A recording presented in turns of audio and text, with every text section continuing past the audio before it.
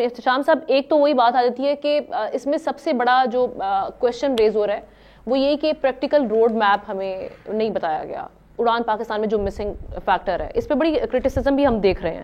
اچھا، ایک تو یہ چیز، دوسرا یہ کہ اگر ہم بات کریں خود سولوشن کی، ون آف دا فیکٹرز جو ہم دیکھتے ہیں جو آپ کی پاورٹی ریڈیوس کرنے میں ہیلپ فل ہو سکتا ہے وہ آپ جاب کریشن ہوگا آپ کا.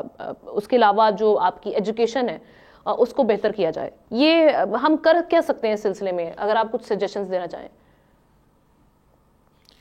دیکھنا دو تین چیزیں بڑی امپورٹنٹ ہیں. پہلی تو بات ہے کہ دیر آئے درست آئے، یہ ریالائزیشن تو میرا خیال ہے سول اور ملٹری لیڈرشپ کو ہو گئی ہے کہ 25 کروڑ کی آبادی میں اگر کلوز ٹو 10 کروڑ لوگ غربت کی نچلی سطح پہ رہ رہے ہیں، یعنی $3 پر ڈے پہ سسٹین کر رہے ہیں، اور یہ کہ جی ہماری بے روزگاری کی شرح 7% ہے. اگر اس کو آپ انفارمل سیکٹر کو بھی دیکھیں جو فارمل سیکٹر سے بڑا ہو گیا ہے، یعنی انفارمل اکانومی، اس کو آپ بلیک اکانومی کہتے ہیں، لیکن 375 کی ہماری بلین کی ڈالر کی اکانومی ہے، وہ کہا جا رہا ہے کہ انفارمل یا بلیک اکانومی $500 بلین کی ہے.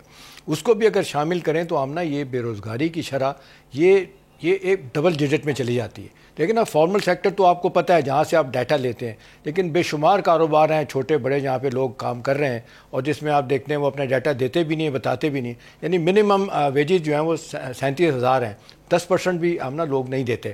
پرائیویٹ سیکٹر میں تو شاید بہت ہی کم ہے. گورنمنٹ سیکٹر میں جو تھوڑے جاب رہ گئے ہیں، بائی دی وے آج ہی فائنانس منسٹر پریس کانفرنس کر رہے تھے کہ مزید 100 کے قریب انہوں نے منسٹریز اور ڈویژن کو مرج کرنا ہے. کتنے لوگ رکھے جائیں گے، سرپلس میں جائیں گے، وہ ایک علیحدہ حکومت کے لیے پریشانی ہوگی. آپ صحیح کہہ رہی ہیں، بہت ہی چیلنجنگ جاب ہے، لیکن ہم جو فوری طور پہ 2-3 باتیں کرنے کی ضرورت ہے جو میں آپ اور ہر بندہ کر رہا ہے ایک مدت سے، وہ نہیں ہو رہی. دیکھیں، تعلیم جب تک آپ نہیں پھیلائیں گے نا، ایجوکیشن آپ دیکھ لیں آج بھی 50% پلس لٹریسی ریٹ ہے، لیکن کہا جاتا ہے اس میں وہ لوگ بھی شامل ہیں جو اخبار پڑھ سکتے ہیں، انگوٹھا لگا سکتے ہیں. ہائر ایجوکیشن تو جس طریقے سے میں دیکھتا ہوں ختم ہی ہو رہی ہے، وہ فوکس نہیں رہا. عطاء الرحمان کے زمانے میں بہت تھا، جب یونیورسٹیز ہماری دنیا کی 100 یونیورسٹی میں ہماری 3-4 یونیورسٹی بھی آ جاتی تھی. اب جو کرنے والی باتیں ہیں، ایک تو یہ کہ تعلیم، اس کے بعد پھر یہ آپ کی ٹریننگ پروگرام، اور پھر جس طریقے سے آج پرائم منسٹر نے ذکر کیا اپنی کابینہ کے بعد، SMEDA, small and medium enterprise development authority, یہ بالکل غیر فعال ہو چکی ہے. انہوں نے جاب کریشن کے حوالے سے، ٹریننگ پروگرام کے حوالے سے، اور جس کو کہتے ہیں ساتھ ساتھ اسپیشلائزیشن، اسکل لیبر کو بڑھانے کے حوالے سے باتیں کی.